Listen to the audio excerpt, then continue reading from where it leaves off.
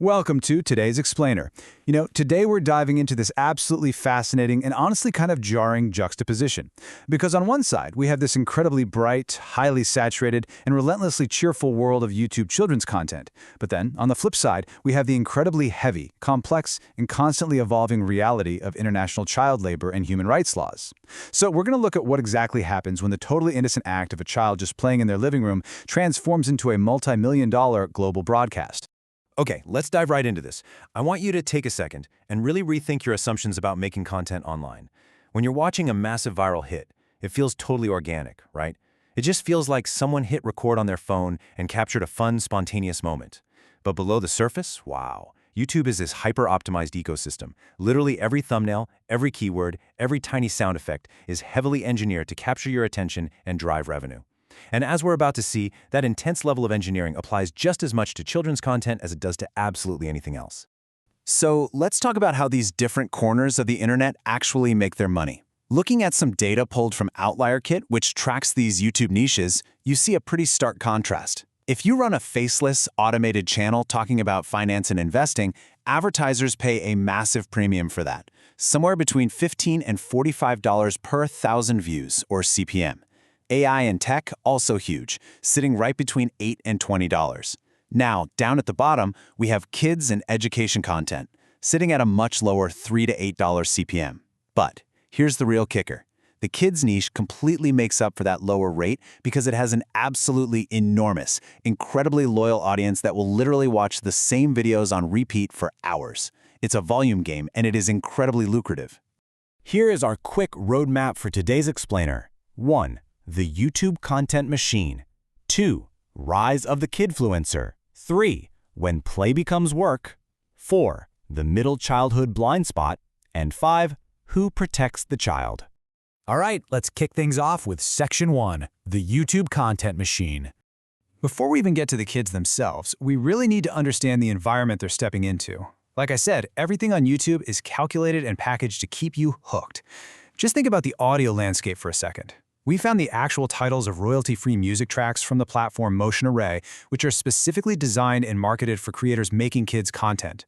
We've got tracks like Making Waffles, Sunny Popcorn Fields, and Happy Jazzy Birthday. They are purposefully engineered with ukuleles, glockenspiels, and upbeat whistling to create this artificial, looping cheerfulness. It's a totally manufactured vibe. When a child's real-life play is scored to Sunny Popcorn Fields and then heavily edited for maximum viewer retention, it really ceases to be just play. It becomes a highly produced product. Moving right along to Section 2, Rise of the Kidfluencer. Now, while a ton of channels out there rely on faceless automation, the kids space is entirely different. It's dominated by these highly visible, incredibly charismatic young personalities managed entirely by their own families. To put this staggering financial reality into perspective, just think about one specific number: $29.5 million.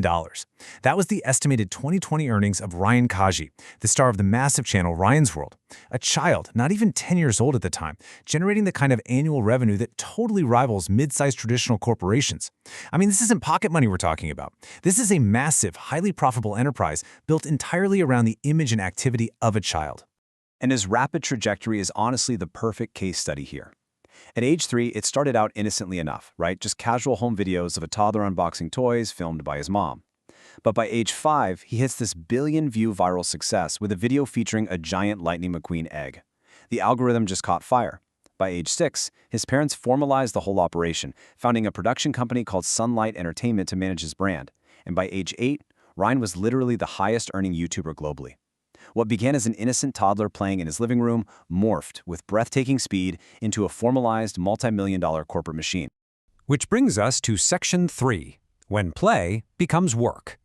Because as the money scales up, so do those serious, murky ethical questions surrounding child content creators. The core conflict really boils down to two overlapping worlds. On the one side, we have the private home, a space that is traditionally reserved for family life, organic development, and spontaneous play. But on the other side, we have the commercial workplace, which is completely defined by brand management, scripted scenarios, and profit-driven labor.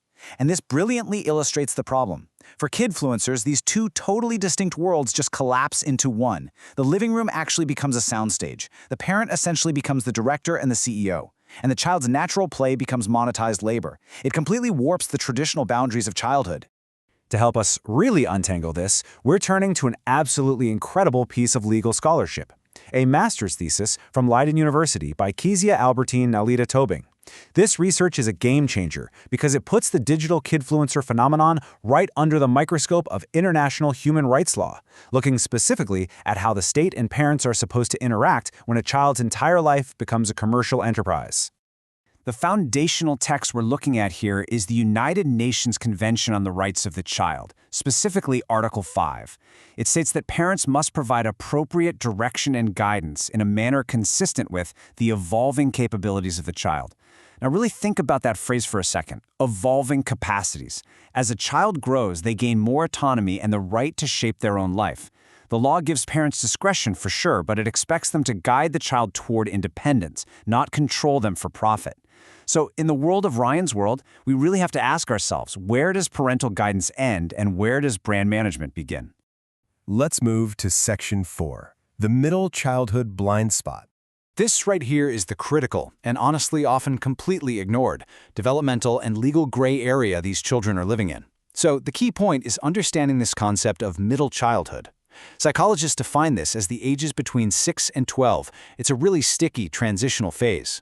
Think about it. A 3-year-old is entirely dependent on their parents. A 16-year-old has significant recognized autonomy.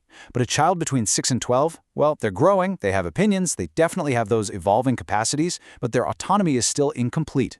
They are highly, highly susceptible to their parents' influence, which makes them uniquely vulnerable when their daily life is tied directly to a family business. And because they're in this incredibly awkward developmental stage, kidfluencers fall into a massive regulatory void. They are highly monetized, they are highly visible to millions of viewers, yet they are completely procedurally unprotected. You see, labor laws for child actors on Hollywood sets are strict. There are rigid limits on hours, there's mandatory schooling, and there are financial trusts to protect their earnings. But for a kid filming in their own home for YouTube, yeah, those laws largely just do not apply. Because they aren't completely helpless, but they also aren't legally independent, their evolving capacities can so easily be misused or just ignored in the endless pursuit of feeding the algorithm. Which leads us to our final section, Section 5, Who Protects the Child? So what we have is a direct conflict. You've got the rights of parents to raise their kids, the extreme demands of the digital market, and the duty of the government to step in. The United Nations actually designed a system of shared responsibility to handle this, which we can visualize as this triad of child protection. First, you have Article 5, which we just discussed, parental guidance. But parents don't operate in a vacuum. Article 18 mandates state assistance, meaning the government must help parents and step in if things go wrong. And overriding the whole shebang is Article 3. The best interests of the child absolutely must be the primary consideration in all actions. It's supposed to be this perfectly balanced ecosystem. But as the Leiden University research reveals so clearly, when it comes to digital child workers, this whole triad just collapses into a complete regulatory failure. The state heavily defers to parental authority, basically just assuming parents will always put a child's development over profit. There is absolutely no independent assessment of the child's will going on. Literally, no one is pulling an 8-year-old aside and asking if they actually want to be a global brand ambassador today. Our current labor laws are totally fragmented and were built for a pre-digital age, so ultimately, the child's fundamental rights end up completely subordinated to market demands and the endless pursuit of YouTube views. I actually want to read a powerful excerpt directly from the thesis because it just perfectly hits the nail on the head regarding this overarching argument. State actors have yet to adapt effectively to the challenges posed by the digital economy. The state often defers to parental authority without evaluating whether guidance is consistent with children's rights. It is a really stark reminder that the very institutions built to protect vulnerable individuals are simply looking the other way, while this entirely new digital form of unregulated child labor flourishes right in plain sight. So I want to leave you with a final, rather provocative thought today. As we all continue to consume this bright, cheerful, algorithmically perfect content, we really have to ask ourselves the hard question. When play becomes labor, when the living room becomes a studio, and when a childhood literally becomes a corporate brand, who is actually protecting the child? It's a massive question the law hasn't answered yet, but it's one we definitely can no longer afford to ignore. Thank you so much for joining me for this explainer, and I highly encourage you to keep questioning the digital world around you.